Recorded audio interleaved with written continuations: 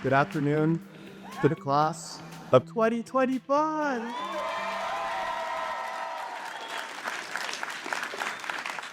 Before I begin, I would first like to thank God, for without Him, I would not be here standing before you. Well, I'd also like to say a very special thank you to my family sitting right over there. And finally, a very festive thank you for my friends, mentors, Janie, Wai, Will, Dr. Stark, Dr. Malara, who has truly helped to guide me over the course of my last 4 years here at the City College of New York. So, as I thought about what I wanted to discuss with you all today, I was somewhat coincidentally watching an anime, which I'm sure many of you have heard of, called Solo Leveling. And it is essentially about a character who can ceaselessly level up in power and defeat enemies who are incredibly strong. While watching, I thought about how amazing it would be if we all just had a floating screen, just like the protagonist does in the show, which would allow us to upgrade ourselves. And then it dawned on me, in a sense, we truly do. Education is actually our way of leveling up. As a child of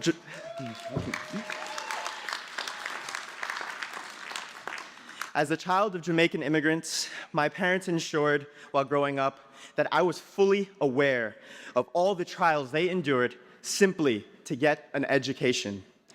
My mother, growing up in the rural hills of St. Elizabeth, Jamaica, where sugarcane swayed in the distance, where the roads were nothing more than dusty trails carved by generations of determined footsteps, she walked 7 miles every day, each step fueled not by luxury, but by necessity.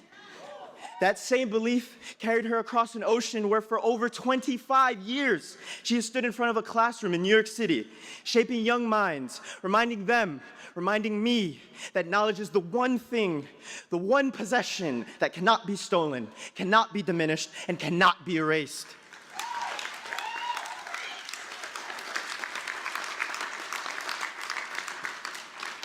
Yet, even within these halls of higher learning, I've seen how intellect is too often measured against prejudice. "You're smart," for a black guy up here once told me. A statement meant to praise but laced with microaggression. A reminder that the road to equality is still unfinished. But education, true transformative education, is the great liberator.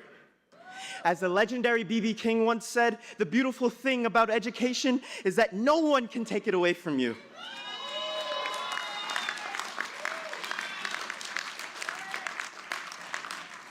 And so now, as we stand at a crossroads, what will we do with this education?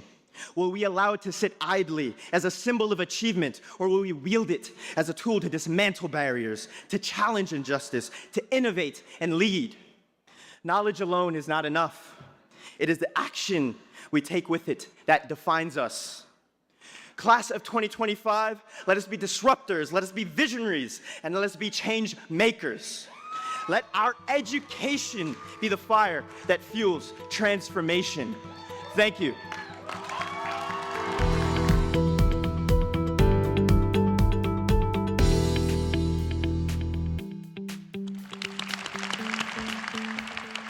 Education is not just about books or degrees. It is the force that lifts us, that transforms our communities, and that redeems the soul of our society. You know, the school is named after Hostos. He's a great educator, great human being, and it's always great to start with a quote from Hostos. When you come to Hostos, the students know you become part of a family. So I graduated from Hostos 32 years ago. I know I look like I'm 35, but I graduated from Hostos 32 years ago, and I just want to acknowledge my mom while I was here at Hostos, my Hostos mom, Dr. Cynthia Jones.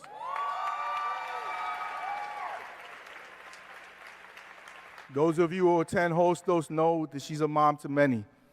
I also want to acknowledge my sis here, who's your dean, Anna Garcia.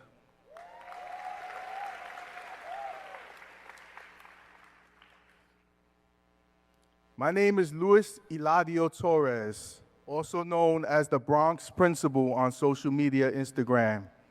And let me begin by saying that what an absolute honor it is to stand before you today, to return to the very place where my journey in education began, right here at Hostos Community College, is a full circle moment that fills my heart with pride and gratitude. Like many of you sitting here today, I walked onto this campus with a heart full of dreams, a mind filled with questions, and just like many of you, I had people who doubted me. In fact, my high school guidance counselor told me I would never make it in college. She said, "You should consider the military." She didn't see that Hostos would help me discover my purpose, my strength, and my future. I wish she was still alive so I could say, "How you like me now?" Hostos didn't give me a college education. It gave me a foundation, a belief in myself, a launching pad. And from the foundation, I went on to earn 3 more college degrees and became a school principal and spent over 30 years in the field of education, with over 20 of those years leading my school with heart, resilience, and purpose to prove that guidance counselor wrong. Along the way, I've been deeply humbled to receive honors that I never imagined. In 2011, I was named an outstanding young educator when President Barack Obama was in office. In 2014, I was honored as a hometown hero by the Daily News. During the pandemic, my school story and our struggle was featured in the New York Times documentary that brought national attention to the reality of our communities. We were one of the few schools that was fighting to stay open during the pandemic, and it's all documented. We're the only school that has a record during the pandemic of what was going on in the school. I published my book, The 6 Priorities, to share the core values that have guided my life and leadership. My book has a lot of what I learned here at Hostos in it, so if you ever get a chance, it's The 6 Priorities. I seen a street named after my father, a man who taught me what it means to stand tall. I grew up on Elder and Watson. Elder and Watson has been named after my father in the Bronx. I became the first educator ever inducted into the Bronx Walk of Fame. I was humbled to have a street named after me on the Grand Concourse right in the heart of the Bronx courthouse. Let's give me a round of applause for that, because how many people do you know that are alive that have street names after them, right? You usually have to die. I'm still here. I'm still here. And just recently, I received a Medal of Honor from Hostos, the place that I started all. This is the medal. Thank you. Thank you, Hostos. But today, none of these accomplishments matter more than this moment, being here with all of you. Because I see myself in your eyes. I see the fire, the grit, the quiet confidence that says we made it. Some of you, like me, were told you wouldn't get this far. You were counted out, doubted, maybe even laughed at. Some of you overcame struggles that most people couldn't begin to understand, balancing school with work, raising families, caring for loved ones, all the while chasing the dream. And yet here you are, cap on, gown on, head high. Let the world take notice. You didn't just graduate, you overcame.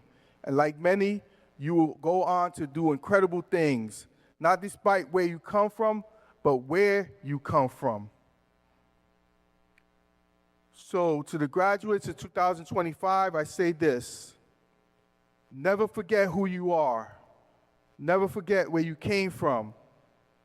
And never let anyone define the limits of your future.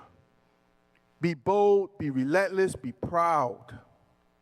The Bronx doesn't break people, it builds champions.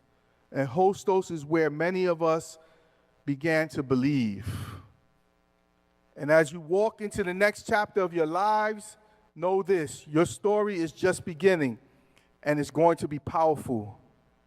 Congratulations, class of 2025.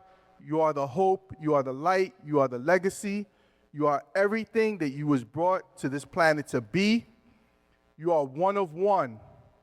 Don't ever forget that. And this is a tribute to the greatest motivational speaker that I ever met, the guidance counselor who told me I would never go to college. Okay? Don't allow anyone to tell you what you can and cannot do in this world. Nobody has that power but yourself. Congratulations, graduates.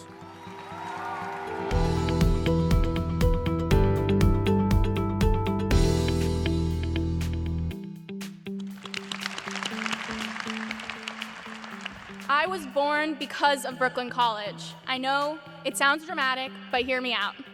Back in 1991, my dad was a Brooklyn College student leader on a mission to recruit new members to his club at the Student Involvement Fair. My mom was there too, probably on the hunt for some free club food.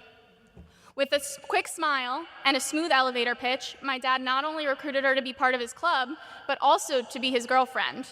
A few years later, they got married, and now there's me. Believe it or not, my BC roots also grow even deeper than that. My grandfathers, aunts, uncles, cousins, and siblings were all students here too. I grew up hearing exhilarating tales from their college experiences, but when many of us first stepped onto campus, we didn't feel that same energy. We flashed our BC Navigator at the gate and entered an unfamiliar space where smiles were hidden behind masks.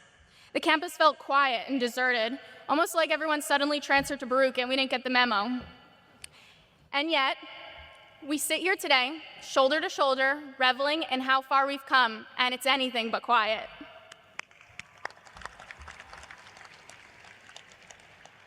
The class of 2025, each and every one of us took on the challenge of reviving Brooklyn College, turning it back into the engaged, connecting, and thriving community it's meant to be. As former president of the Undergraduate Student Government, or USG, I had the privilege of helping lead this revival alongside countless other students from whom I've learned just as much, if not more, than I have in any classroom. I saw the passion, resilience, and brilliance of this graduating class firsthand. We worked together to resurrect campus life, organizing events, improving student resources, and advocating for a better BC. We could be proud that our efforts have not only enriched our time here, but generated the momentum that will benefit the students who come after us. At one of our USG events, a student made a comment that stuck with me. She said she'd been at Brooklyn College for a few semesters without knowing that clubs existed, but after a class, I invited her to an event and she decided to stop by. She told me that she had such a great time that she planned on becoming a club leader herself so she can create events and help others feel connected too. And last year, a student shared how I helped her find her classroom on one of her first days on campus. I honestly didn't remember the interaction, but she told me that as a result, she always makes it a point to help students navigate campus when they feel lost. And let's be honest, with buildings like Roosevelt Hall Extension, we've really all needed that help at some point. These moments both led people to pay a favor forward and take the initiative to help others. As we're graduating into a world that's volatile, tense, and especially uncertain, it's hard to imagine how one person can make a difference. But think about it. How many small moments have you been part of on campus that helped shape someone's experience? Maybe you helped a classmate understand a tough concept or shared an act of kindness during a stressful day. These moments sparked something and highlighted the change that we're all capable of. They created ripple effects, extending our reach far beyond the limits of what we'd expect. After all, one quick smile at Involvement Fair decades ago set off a chain of events that led me standing here today. On this milestone, we're not just celebrating a century of Brooklyn College's rich history, but the future that we have set in motion. We balance rigorous coursework with life, jobs, internships, and personal hardships. Every sacrifice, late-night study session, and last-minute paper submission on Blackboard has led to this incredible moment. Yes, there were times of fear, doubt, and challenges that at the time felt impossible to overcome. But we pushed through and accomplished what we set out to do, and this is only the beginning. Being named Valedictorian is an honor I worked so hard for, but never imagined would become reality. In fact, like many of you, it's only a reality because of the incredible people who supported me along the way. And this is as much an honor for them as it is for me. To my professors, your time, effort, and passion have instilled values of continued learning and insistent advocacy in me, and you are another reason that I am because of Brooklyn College. To my friends, including my special friend, Sammy, You've made the hard days easier and the good days unforgettable, and I'm so lucky to have you. To my siblings, including my twin brother Josh, who's a fellow graduate and deserves some applause too. I will say, being a BC family really came in handy when he realized he had the wrong color gown this morning and we had some to spare. Thank you to my siblings who have taught me to always say things with confidence and always kept me in check. To my extended family, my bubby, Zadie, grandma, aunts, cousins, and late grandpa, who we miss so, so much. Thank you for filling my life with unwavering love, loud laughs, and constant support.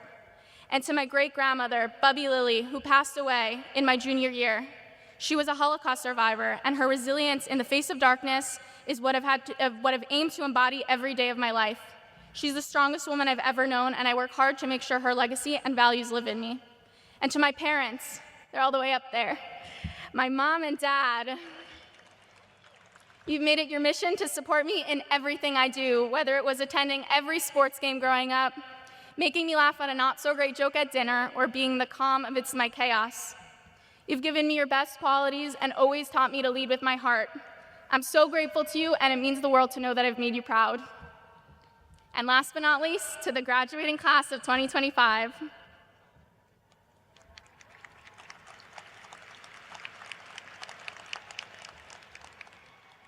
Thank you for showing up, speaking out, and reminding me every day what true community looks like.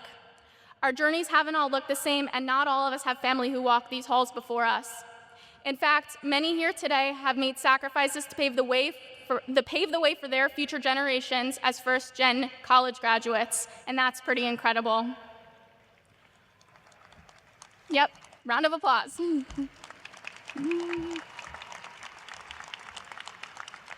We all hail from different backgrounds, cultures, and experiences, and that's what makes Brooklyn College extraordinary. We're different, but we're connected by the lessons we've learned and the community we've built. Our diplomas represent our commitment to continued learning, self-improvement, and shaping our future to its fullest potential. They prove our ability to reach our goals no matter what life throws at us. So as we embark on our own unique paths towards the next journey of our lives, let's continue to embody that shared determination and leadership that we cultivated here at Brooklyn College. Let's stay curious, listen deeply, and act with kindness. And most of all, let's remember the power of our actions, big or small, because you never know, your next quick smile might be the catalyst that changes everything. Thank you.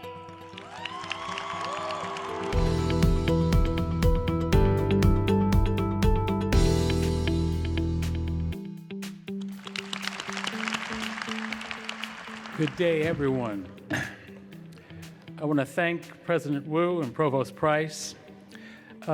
When you leave today,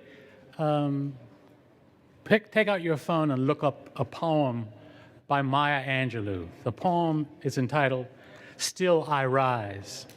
Maya Angelou describes my generation as the dream and the hope of the enslaved men and women who built the early United States. The poem begins by chastising historians who once treated the enslaved as non-persons in the American story. The poem ends, though, with this scene of triumph and ascension. Let me quote, I can't do Maya Angelou's voice because her voice is so luxurious, but you have to do with mine. Leaving behind nights of terror and fear, I rise. Into a daybreak that's wondrously clear, I rise. Bringing the gifts that my ancestors gave, I am the dream and the hope of the slave. I rise, I rise, I rise. I embrace the role that the poet has assigned to me. I stand before you today as the dream and the hope of my enslaved ancestors, especially my great-great-grandmother, Somerville Lowery Staples. She was born in chains in Jeffersonian Virginia and freed by the conclusion of the Civil War. I am profoundly grateful to Queens College, President Wu, and the trustees of the City University of New York for this humbling honor. I accept this honor in the name of Somerville Lowery Staples, the matriarch of the Staples clan. She steered us out of slavery and through the treacherous shoals of 19th century American South. Somerville's story is intertwined with the great themes of American history. She was an adolescent when the slave rebellion, inspired by her fellow Virginian, Nat Turner, served notice that the road to the end of slavery would pass through torrents of blood. By the time that prophecy was made real in the Civil War, she had been sold from her home in Culpeper County to a doctor in the southern part of the state. The house where she cooked and cleaned and the modest slave quarters where she and her children lived still stands, perfectly preserved. Thanks to a history buff who understood the significance of the buildings when he bought the land decades ago. Somerville witnessed the coming of emancipation and the rise of Reconstruction, that brief period during which Black people enjoyed full political rights in the South. She had a close vantage point on the change wrought by the 15th Amendment and the amazing spectacle of formerly enslaved men queuing up to vote as free human beings. She saw Black politicians elevated to office when African-American voting rights were backed by federal force, and saw those politicians swept out again when the South crushed Reconstruction and reinstated slavery by another name. Somerville left behind few public records, but the one I uncovered while searching for her was inspiring indeed. In February 1886, as she was nearing the end of her life, she walked into a county office to record the fact that she had purchased half an acre of land for the princely sum of $50. By then, she was 20 years married to a laborer named John Staples. That she registered the property in her own name, her name alone, represents a forceful statement from a woman born into a world that saw her as a possession with no will of her own. All of Somerville's children, save one, my great-grandfather John Wesley, were born into slavery. John Wesley came into the world in 1865 as the first free member of the Staples line. He was named for the founder of Methodism. He helped to raise my father and my uncles.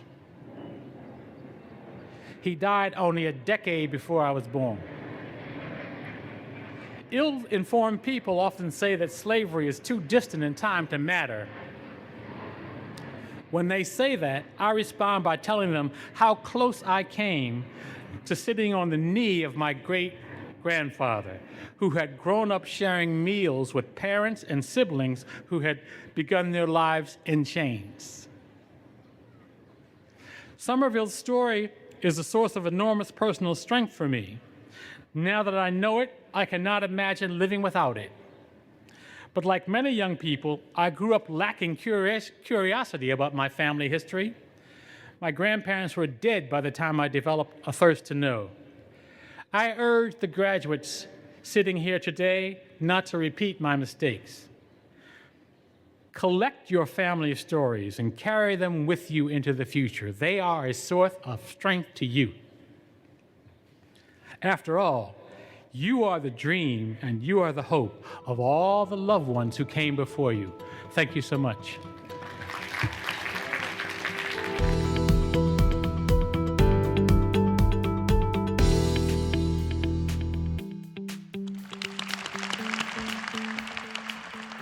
Today is more than a ceremony. It is a victory for perseverance, purpose, and providence. It is a celebration of countless late nights, tearful prayers, and triumphant mornings. It is a moment stitched together with faith, discipline, and unconditional love. First and foremost, I give all the glory to the highest, the creator of all things, who has been my light in the darkness, my calm in chaos, and my strength when I'm weary. Without divine grace, I would not be here standing today.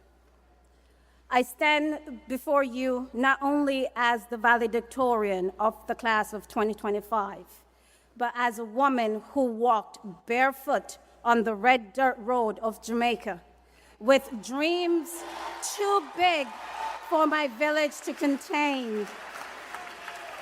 I didn't have the resources, but I always had the resilience. I didn't always have shoes, but I always had a purpose.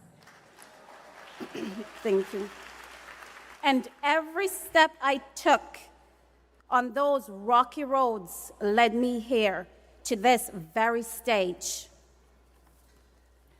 It is here that I truly began to bloom, not just academically, but spiritually and emotionally as a leader. I came to Medgar Evers College with a dream to transform my life. I leave with a mission to uplift others, especially those who, like me, has been underestimated and overlooked.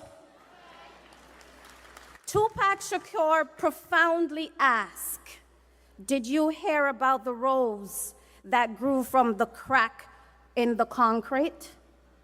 Well, class of 2025, our college experience is the cultivation of that rose. When we first arrived, we were like a sturdy but unassuring bud, but full of potential yet tightly closed. Medgar Evers College became our soil, our sun, and our rain.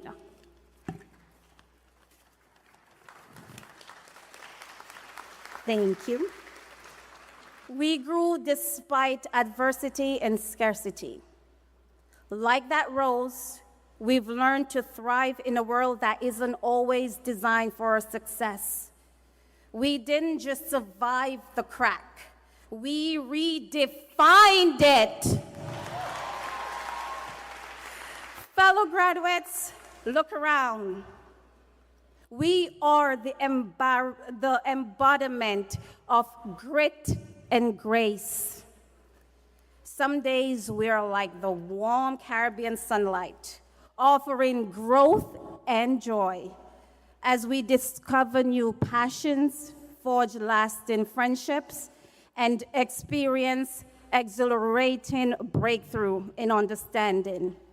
Other times, we encounter the harsh wind of personal struggles. We encounter challenging workload, taxing internship, demanding families. I love you all, but you're all demanding. And the fleeting moment of doubt. These challenges were integral to our development as students.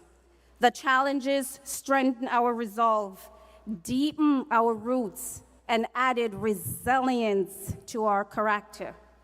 And now, look at us, class 2025.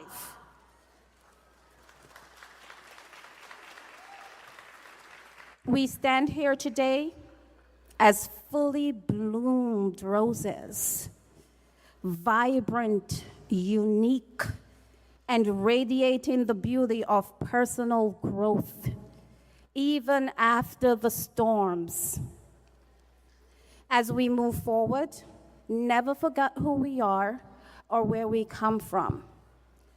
To my professors,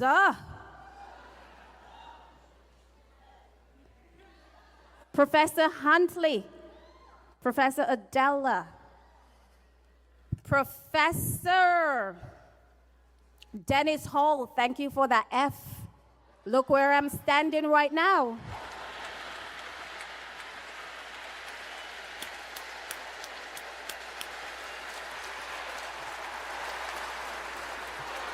Professor Ikimba, thank you. To my mentors, Miss Keisha Ball, where you at? Mr. Kevin Adams, Dean Blunt, SVP Kane, Miss Darlene, Miss Armani and the staff of SGA, Dr. Boone and Transition Academy that fed me, Miss Clayton, you're a tough cookie. And to all the staff, Miss Cheryl Mason, Miss Raquel Bennett, Dr. Cramp. The list goes on. We'll be here all day. Thank you for seeing the rose when others saw the crack. You cultivated more than an academic excellence in me. You provided me with the rich soil of mentorship, the steady water of education, and the sunlight of opportunity. To my fellow graduates, come back to this institution and plant the seed for the next generation. They possess raw talent, the intellect, and the drive, but these qualities needs our nurturing. To my family and friends, thank you. You have been my fuel, my fire, and my fortress. Every sleepless night and every whispered prayer allowed my roots to deepen and my stem to strengthen. As we always say in Jamaican patois, we're liquor but with palawa. We may be small, but we are mighty. We carry the power of generations and the strength of a nation. Congratulations, class of 2025.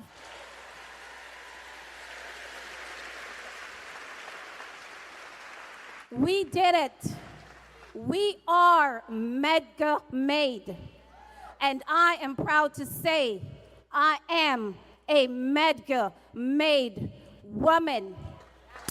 Now we can shake it to the max. Shake it to the max. Thank you all. Congratulations.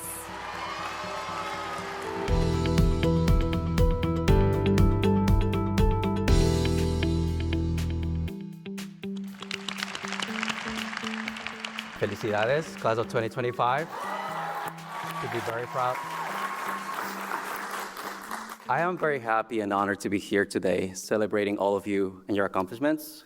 It was 4 years ago that I had the privilege to see my classmates also come up on this stage wearing the same gowns to collect their diplomas.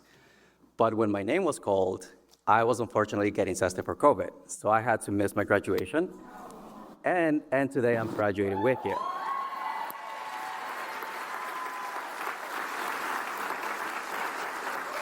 And I'll tell my mom that I graduated, even though I forgot to invite her, but that's another story. But celebrating your accomplishments today really takes me back to my grad school journey. And I don't think I'm alone when I say this, but journalism really makes you question your career choices sometimes. Or every day. I remember my professors even encouraging me every time to talk to one more person, to do another interview, and to use data to strengthen my stories. It was really tough on top of all the responsibilities that we had, but it is exactly those moments that really gave me the skills that I use in my work every day. And that skill is this: to actively listen into the communities we cover. I didn't know how important this skill would be until I started working for Documented, the newsroom where I interned during my second semester and where I have been for the past 4 years. Back then, the pandemic really forced millions of people to go and tap into pandemic benefits, into unemployment benefits. But people who worked in the cash economy, they were left out and they did not qualify. And this was where my experience of covering the community during my craft class really kicked in. I felt equipped to go into a community and to listen to their needs. The same way that I had planned the trips to meet the stakeholders in the community, I began planning routes to go and see what people wanted and what they wanted from the news. I began joining organizations during food drives and also chasing around the bodega owner, which most of you probably know, that knows everyone by name in the neighborhood. But in those conversations, it became very clear to me that people were tired of just getting more journalists interviewing them to cover their struggles. They told me they wanted solutions and they wanted to know how to pay their bills. And many of them had questions about this program called the Excluded Workers Fund, which could give them a much-needed financial assistance. After listening to their concerns, it became clear to me that I had to shift my focus. And instead of covering about them, reporting about them, I realized that we had to report for them. And that day, we got together a panel of experts and hosted a webinar. Hundreds of people joined, and by the end of the night, I had to review more than 1,000 questions just to choose the 20 frequently asked questions and create an article, a Q&A, so that I can share it with our audience. I didn't know how important this information would be until 6 months later, when a resident in the Bronx told me that she had used the article to apply for the Excluded Workers Fund, and that she received approximately $16,000.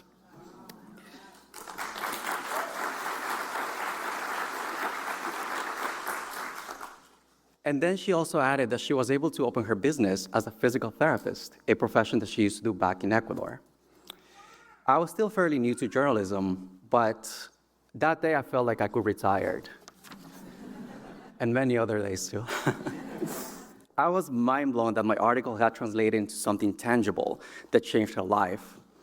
And in the next months, other people also told me that they had used my article to apply for the assistance.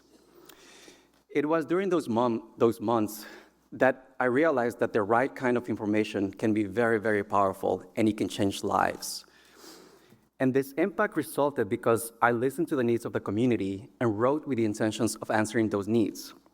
It was the same skills that I used to write my stories for craft class when I began covering the community that I was assigned, similar to all of you. And the same ability to listen, observe, and respond thoughtfully is exactly what I see in the class of 2025. Whether it is Marina's explainer on the housing ballot measures or Ana Maria's story on the Venezuelan.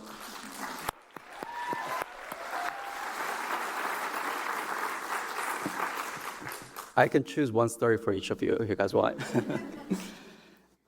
Or whether it is Ana Maria's story about a Venezuelan artist expressing his immigrant experience through his art. The work that all of you are doing shows that you have the skills that is needed and missing in this industry. So I hope all of you feel confident when applying for job opportunities. Sometimes contracts, and I've seen so many contracts, they have way too many synonyms, but in reality, they want to know two things: if you can report and if you can deliver. And I know all of you can do it. Now let me flip the page. I would also be a hypocrite standing here today and ignore the fact that there is a lot of uncertainty in the industry with layoffs, attacks against journalism, and also the emerging technologies. But it is exactly that uncertainty that makes it a necessity for new people and new perspectives to join. We need journalists who will continue to report the facts in innovative ways, report for communities to regain their trust, and who are open to harnessing the new technologies to better the workflow. We need new people who envision themselves as architects of what this industry can become. And all of us can contribute to the future of an industry that is sustainable and where we can all thrive without burning out. The purpose of your work matters. And once again, class of 2025, I am honored to celebrate your accomplishments, and I really look forward to continuing to see what all of you continue to do.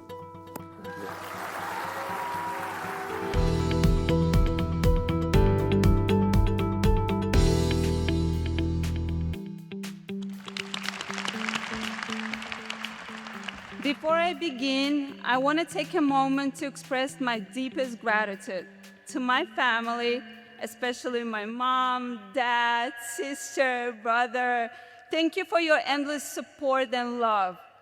To my wonderful colleagues from the communication office, thank you for always encouraging me and lending a helping hand whenever I needed it. I also want to sincerely thank the CST department for their invaluable guidance throughout my academic journey. Each of you played a meaningful role in helping me reach this milestone, and I carry your support with me as I speak today. Throughout my time at City Tech, I wore many hats: tutoring the CST department, working as a federal work study student in the communication office, volunteering with SLD team, and completing my internship.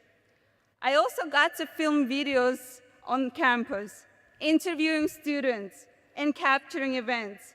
Thanks to your participation, some reached over 15,000 views. It is with that gratitude and a full heart that I say I'm truly honored to be standing here today. Today is not just a celebration of academic achievement, but of resilience and perseverance. We're not just graduates, we're problem solvers, late-night warriors, full-time employees, caretakers, parents, immigrants, and dreamers. We come from different backgrounds and stories, but we all arrived here with one goal: to succeed. To my classmates and friends at City Tech, thank you for being part of this journey. Whether we were giving presentations, reviewing notes at the last minute, or just sharing quiet moments of stress and laughter, you made this experience lighter, better, and unforgettable. I want to share a quote that resonates deeply with many of us. Even if you started late, it does not mean you lose. Some of us took longer to get here. Some of us faced doubts, setbacks, failures, and juggling jobs alongside school. But every step was progress. That was strength.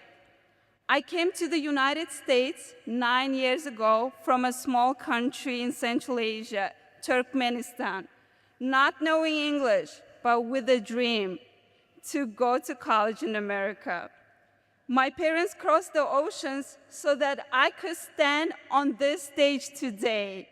They left behind everything. My mom, her career as a doctor, my dad, his business, so I could build something new. This moment belongs to them too. Their sacrifices gave me the strength to keep going, even when things felt impossible. I failed the CUNY exam 3 times before passing, but with every try, I got stronger. When I finally passed, I didn't just feel ready, I was ready. I shared this not to center myself, but to reflect a truth many of us know. Success is not linear, it's earned step by step. Maybe I didn't go to college straight from high school. I was an adult with doubts, but also with determination. City Tech became my second half, the half that believed in me, challenged me, shaped me. In my first year, I struggled. I hadn't grown up around computers and even typed slowly, checking each key. But I chose the networking security track because I believed I could become good at it, not because I already was.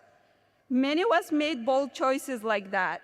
We stepped into unfamiliar majors, industries, and classrooms because we believed in our ability to learn and grow. And that's what success is about, not being the best from the beginning, but believing you can become better. To my professors, so many to thank, and if I named everyone, would be here all day. You didn't just teach us, you believed in us. And I remember one professor telling us, whatever you do, fall in love with it. That's exactly what many of us did. Even when it was hard, frustrating, even when the code didn't run or the research didn't make sense, we stayed with it. There were times we all made mistakes, lots of them. But I learned that mistakes are not failures. They're redirections, lessons, proof that we're trying. We turned every no into a not yet. And when I look back at everything I've been through, learning a new language, failing exams, taking longer than most, I don't see failure. I see growth, strength, resilience. If I could meet my younger self, the girl who cried after failing that first CUNY test, I would tell her this: you will not just pass, you will thrive. You will not just speak English, you will give speeches. You will not just go to college, you will stand on a stage and speak as the valedictorian.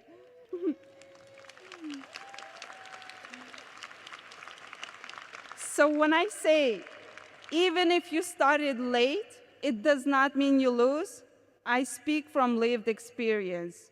Because the truth is, there is no perfect timeline.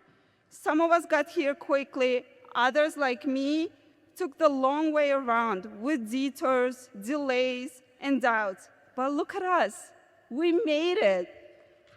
This day isn't just about grades or credits, it's about the courage to keep showing up.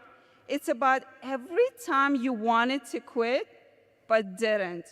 So if anyone ever told you, you're too late, you're not good enough, or you can't do it, today's your answer. You can, you did. And now the real journey begins. This next chapter is ours to define, not based on someone else's timeline or expectations, but on our own values, dreams, and goals. Maybe you are the first in your family to graduate.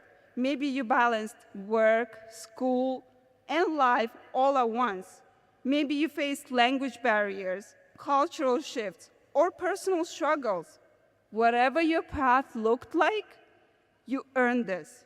And no one can take that away from you. So go out there and write your own story, the one that only you can tell. And let's show the world what a CUNY graduate can really do. Congratulations, class of 2025. We did it. And the best is yet to come.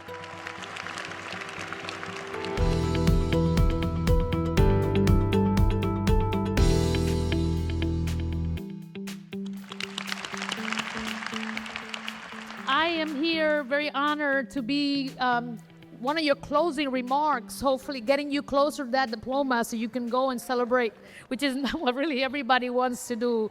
Congratulations to the class of 2025. I can't believe how old I'm getting, that I'm saying that age. But that is a fact. We're all getting older by the minute. 2025, who would have thunk it? I have a lot of gray hair.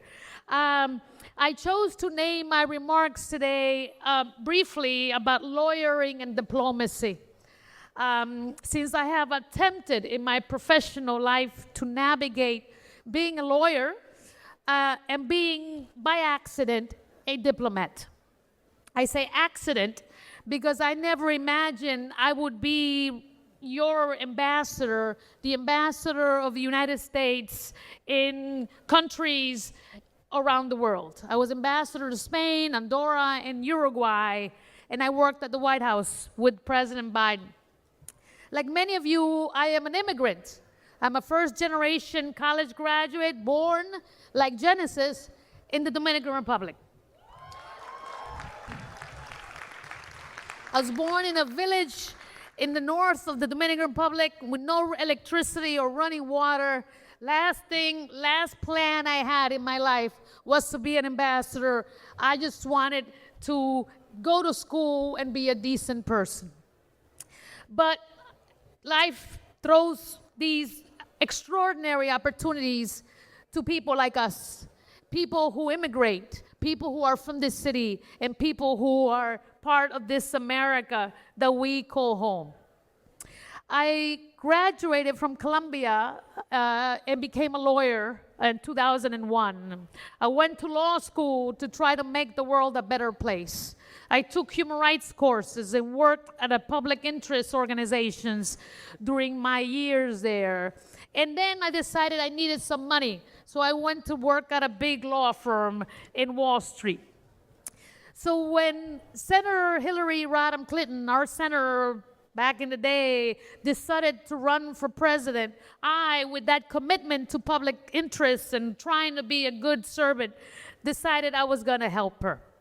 I saw an opportunity to work on her campaign, and once she won, I was committed.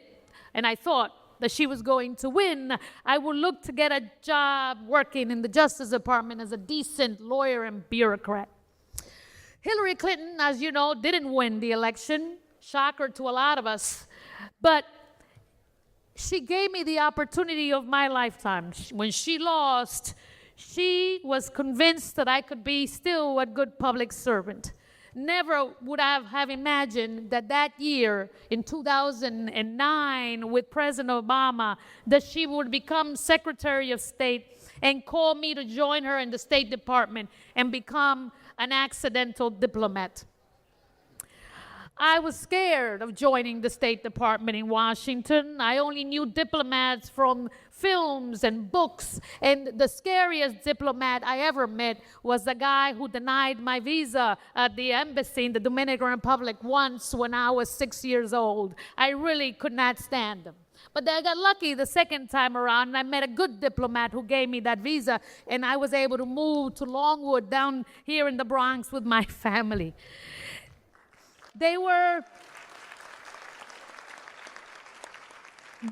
Those officials were an exotic bunch. They spoke random languages. They knew everything about the world. It seemed to me a bad and a strange company to be for an immigrant girl from the South Bronx. So shortly after joining the government, I discovered that as an immigrant and a New Yorker and a Bronx girl, I knew a lot about the world. I was used to diverse stories and diverse people and exotic languages all over my streets. When career diplomats asked me what experience did I have as a diplomat, what was I doing in that building, how dare I responded by simply saying, I'm from the Bronx. I discovered that my training as a lawyer, as a litigator, was useful. But the most useful experience of my diplomatic career was being from this great city. I had to be attentive to the facts. I had to be thoughtful about diversity. I had to try to navigate differences and understand where countries were in the world and people's history. That I learned in the Bronx. I had to continuously make the case to others that my position was the correct one and in their best interest to support. I also had to be careful with my words. Believe me, I learned that in the South Bronx. I had to learn quickly and be agile with new problems. And these are skills, yes, I learned in law school and at Harvard and all these places. But really, I got my skills and my know-how and diplomatic prowess in the Bronx. Throughout my time as a diplomat, there were countless tasks, from combating climate change to addressing issues of migration and organized crime, to promoting trade and commercial ties, to helping fight poverty in places like Africa. These diplomatic efforts involve the pursuit of responses of coordination and principles that we as Americans believe or believed to promote a safer, more prosperous, just, and democratic world order. So, as you navigate your next steps in your wonderful journey that has started today, as Iman mentioned, I encourage you to learn of and stay engaged with your country's work abroad. Many, hopefully, of you would consider, and I plead you to consider, to be diplomats, work in the military, become trade experts, join the FBI, and even more thrilling, become spies for the U.S. government. Love that job. I encourage you to consider it. These are skills I learned in school and in law practice. But let me tell you, you learn more than anything from being from the Bronx in this great city.